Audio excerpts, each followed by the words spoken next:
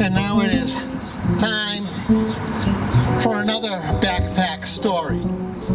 This story is coming from one of our Burmese folks, Sarah Htwe.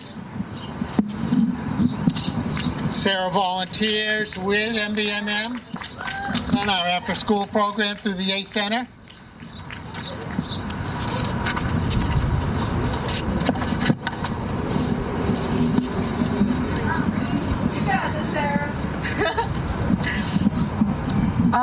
Good evening.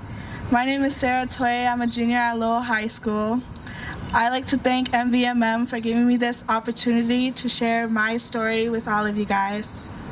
I was born in Kuala Lumpur, Malaysia, and came to America as a refugee at the age of 3. My parents are both originally from Burma but ran away to Malaysia. Back in Burma, my father worked as a health assistant, which is equivalent to a nurse in America. My dad worked for the government, but my mom had her own thing. During 1988, we got our democracy. However, that's when it all went downhill. Government had their mind of their own and killed anyone who opposed them.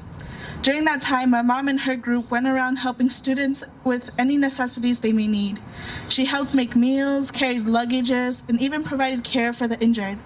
When the police found out about her kindness, they got furious.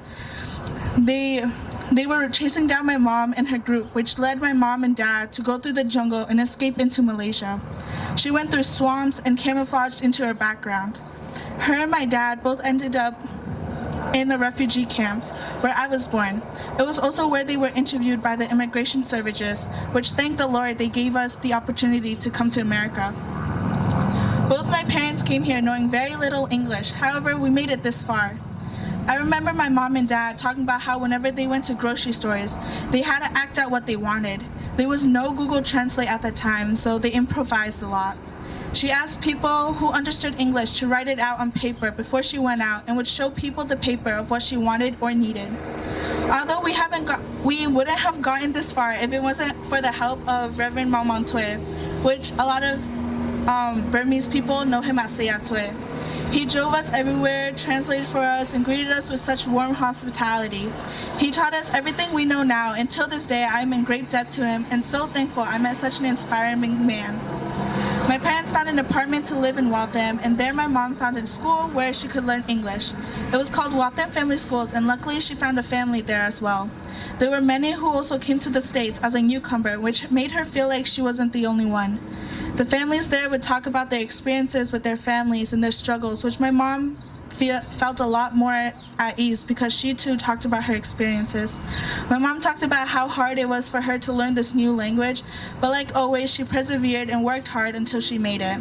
Despite what she says, she speaks absolute perfect English. They also had pre-K and daycare where my brother and I were placed. It was one less stressful thing to fill my parents' plate. My mom and I learned English with no translators, and I had finally learned Burmese. During that time, I was learning 2 languages at once. I had to keep up speaking Burmese because of the fear of not being able to communicate with my parents, but also speak English for the fear of not being able to hang out with my friends.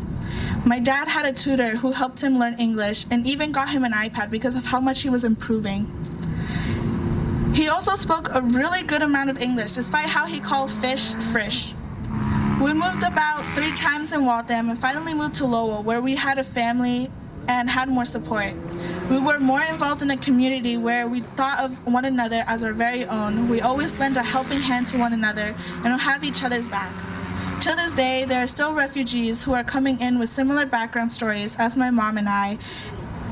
I've always been a translator for not just me, but for my community.